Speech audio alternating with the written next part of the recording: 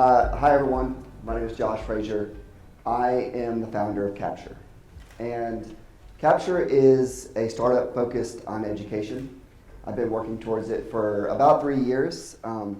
Lots of learning opportunities during those 3 years, but we finally launched this year. And so today I'm going to talk to you a little bit about that.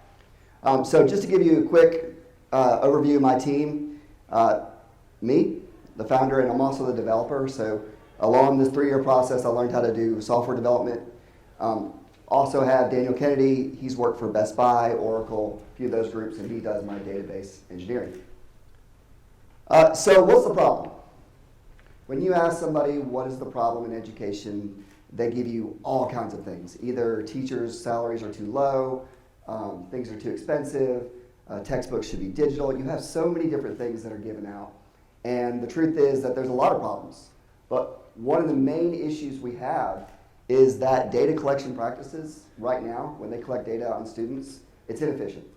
It's outdated, and honestly, it just takes away from instructional time. On average, teachers say that they spend about 250 hours a year filling out forms, physical forms. And those forms are put in a binder, and those binders are put in a room, and that is our tax dollars at work. So I started thinking about how can we make this better? And the idea came that we need better applications. But we don't need just one application that solves one data problem. We need a system that can actually evolve with education needs.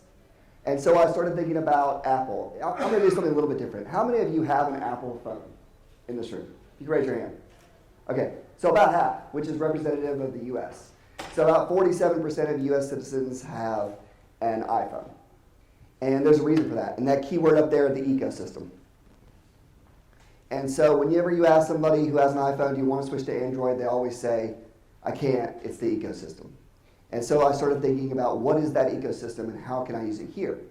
And so I started thinking about apps. So if you look at the education software that's out there right now, it's all one app that solves one problem, or one app that solves 3 problems. But they don't really evolve.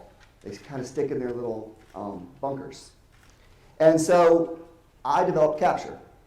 And Capture does state assessment data, creates data dashboards based on testing data.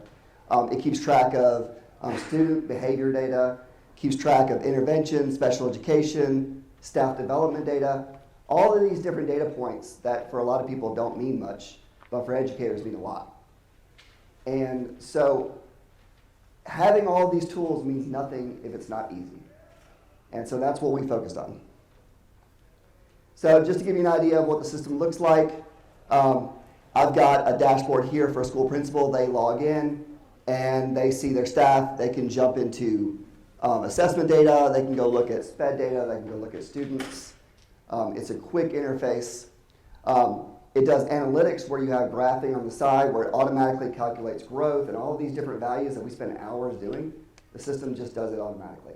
And that's because the formulas are freely available from the state.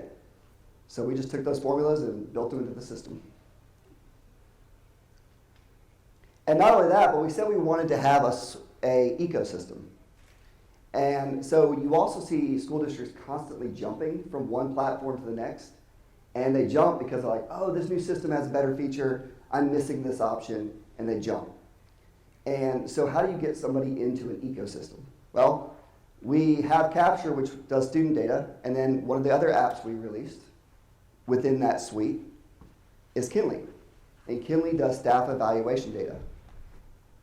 Now, I know what you're thinking. How do those two relate? Well, student data is directly correlated with teacher data.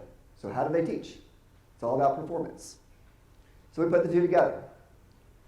So what does the U.S. market look like? Right now, there's 13,000 school districts in the U.S. $4.8 billion is spent in ed tech.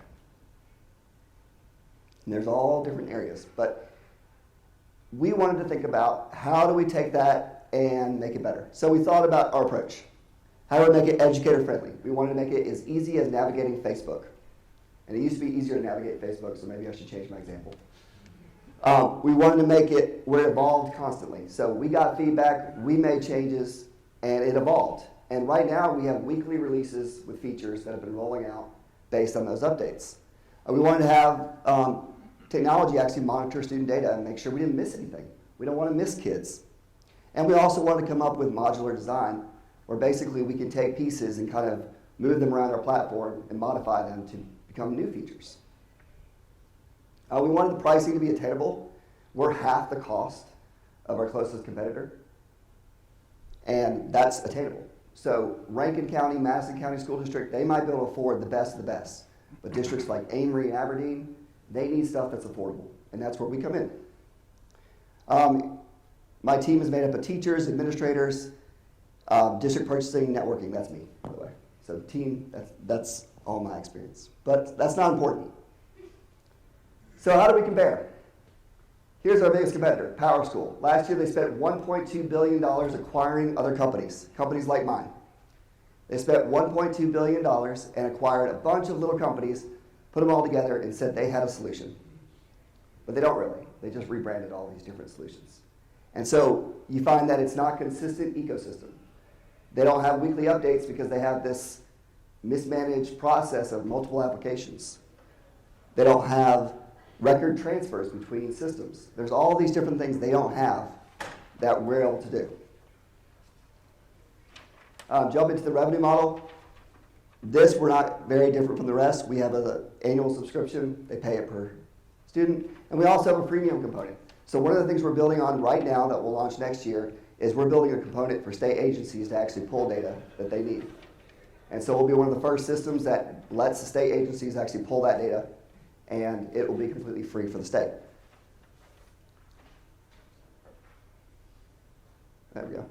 2019, we saw that we actually launched in August, and we have 25,000 students now in the system, 2,500 educators, and 80,000 in contract revenue.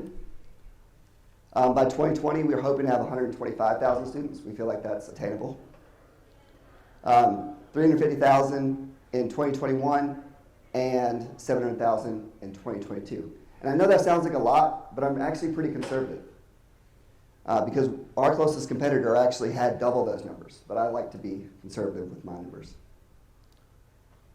So let's talk about our numbers. We have, since we launched the system, we've had 31,000 student goals entered for students.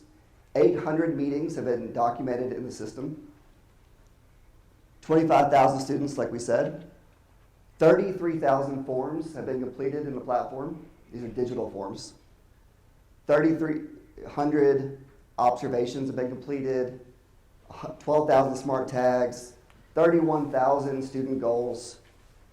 And 150,000 scores have been entered into the platform. And that's since August. So August of this year, we've had all these different data points, and those are our numbers. And so we've been growing, and growing faster than I can even handle sometimes. I can't tell you how many times I spend the night late doing emails. And it's because we're constantly trying to grow. So these are our scores since August, and this is our goal. So as we move forward in the future, we want to raise 500,000, and our goal is to do that so that we can hire a team. One thing I've learned in this process is you can't do everything yourself. You can try, but you can't. My wife would reinforce that. But that's what we want to do. We want to grow, we want to market, we want to help Mississippi cut costs, but get better software. And we do believe that in Mississippi you can have a strong technology platform, and you don't have to be in Silicon Valley or Colorado or any of those areas. You can do it here. And so that's what we're trying to do. So we're building it in-house. And I know I'm a little early because I wanted to give time for questions. So anybody have any questions? Can you talk a little more about how you propose to use the 500K to build out the team to accomplish your goals? Yeah, as of right now, everything that I've been doing is word of mouth. So I go and meet with people. I've actually only shown the platform to 2 school districts. And so one of them is Rankin County, and the other one is in Starkville.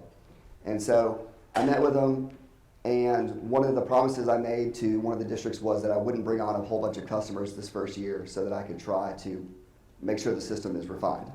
And so I'm going to be using it next year for marketing, hiring a team to actually go out there and do sales, because I've done no sales. So everything's been just word of mouth and meeting with people. Yeah, go ahead. What did you say the cost was per student right now? The cost is between $2 and $3. So I advertise at $3, but normally when we meet, it's usually like $2.50. What else? You have a hard time recruiting, training technical people here in Mississippi? Oh yeah, it's a major problem. That was actually my biggest hurdle for the first 2 years of trying to do this. Was I kept on trying to outsource it to different people in Mississippi, and that didn't really work out. Either they didn't have the expertise or they just weren't interested. And then I outsourced to a few groups in the U.S. and Chicago and other things, and they just wouldn't meet deadlines. And so eventually I had to say, either I have to develop myself or move on. And so I decided to start learning to develop myself. And yeah, that's kind of how I grew from there. But yeah, it's a challenge in Mississippi. But I'm hoping if we can get more software companies here, that we can kind of keep talent here, and it'll be, you know, stronger for the future. What else? All right. Awesome, thank you. Thanks.